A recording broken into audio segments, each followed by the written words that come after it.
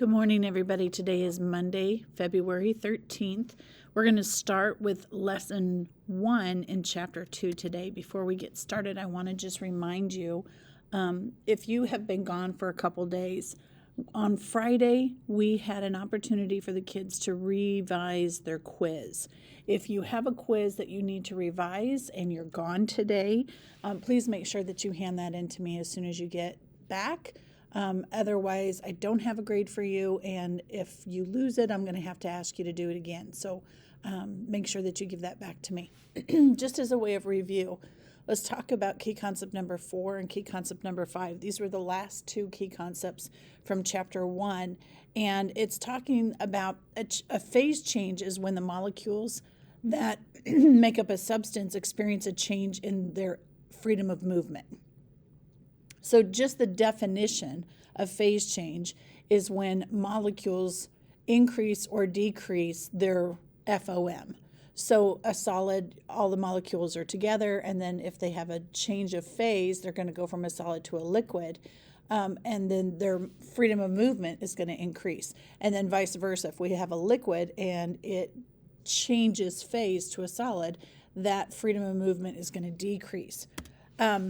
So a change can be observed at macro scale because we can observe what a solid, liquid, and a gas looks like. And the reason why we can see something as a solid, we know what's going on their molecular scale. So here's the thing I want to talk about, going back to key concept number 4. In this chapter, we're going to talk about why there is a phase change, what causes a phase change. And so to kind of, make sure that you all are on the same page or you're ready to move forward, we're going to go back to our modeling molecules and phases. So if you were gone today, we had this model. It was a green sheet. I have yours. Everybody turned them in to me. So when you come back, I'm going to give this back to you. Let you use a different color pen or pencil or a marker, and you're going to revise what the molecules are, what they look like on a molecular scale, but also on a macro scale.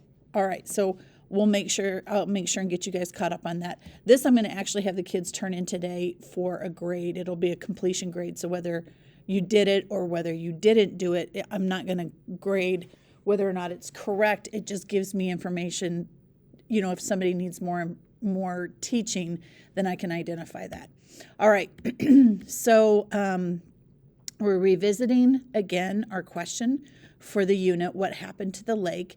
Just a reminder, there was a liquid methane lake in 2007 on Titan, and then 2 years later when the satellite came back around, it was no longer liquid, it was a solid. We're trying to figure out, did the lake freeze or did it evaporate? So now we're going to kind of dig in a little bit deeper and say what could cause liquid methane to change phase. We did some activities in the sim in class where we just went back to those weird water events and recreated them in the sim. And so what I would like you to do today is just pick one of these. And notice where it says, read from. It's not asking you to reread the entire paragraph or reread the entire article, but pick one of these, reread the part that they are directing you, and then go ahead and go into the sim and recreate that.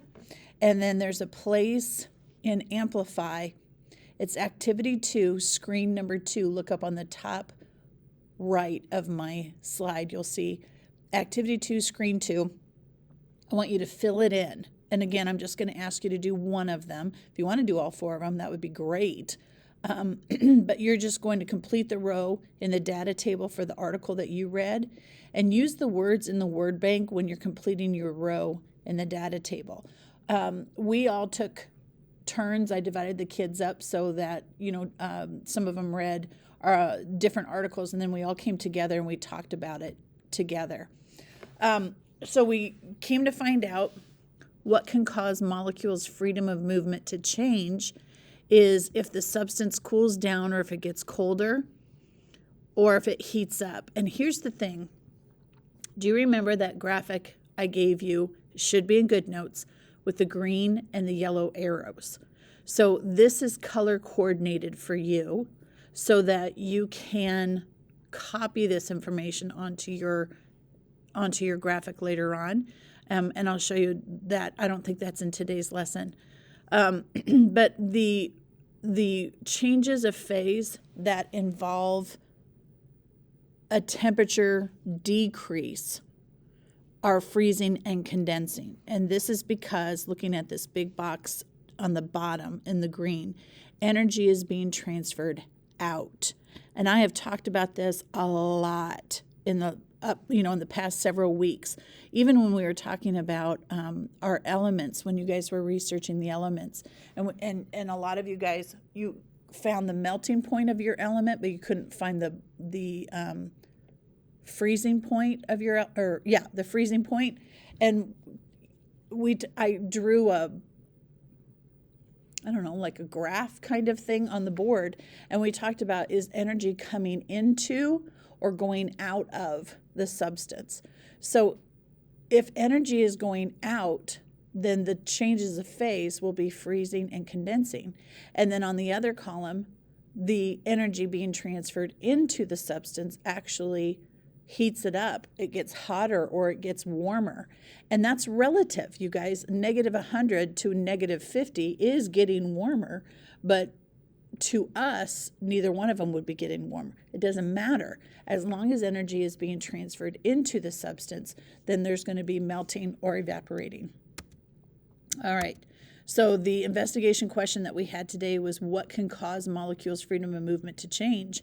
And hopefully you can say it's due to energy being transferred into or out of the substance. I do not want you to say a change in temperature, because remember, temperature is just a measure of energy, of kinetic energy. So we're going to go right to the source and say the reason for freedom of movement to increase or decrease is if energy is being transferred into or out of the substance. So then this is our key concept number 6. When energy is transferred into or out of a substance, it can change the molecule's freedom of movement. And then when you couple that with key concept number 4, the freedom of movement causes phase change. So here is your graphic. I lied, it is in this unit. Go ahead and go to GoodNotes, and I want you to add the 2 big arrows.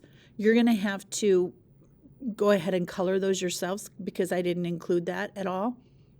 So make a big yellow arrow and write in there, energy is transferred into the substance. So when energy is transferred in, the 2 phase changes are melting and evaporating. And then the opposite, when energy is transferred out, that means the kinetic energy is decreasing, therefore the temperature or the thermal energy is decreasing. The 2 changes of phase would be condensing and freezing. So stop this video, write that in. Okay, and I think that's all I'm going to have you do. I'm not going to have you do this activity here. This was something that we just did. Some classes we actually didn't even have time to do it. Most important thing is I want you to make sure this is filled out. Make sure that you understand that. And then I do want you to go back and at least one, I want you to see what happens when you have that phase change. And make sure that you hand that in, okay, so I can see it. All right, you guys, I will see you hopefully tomorrow.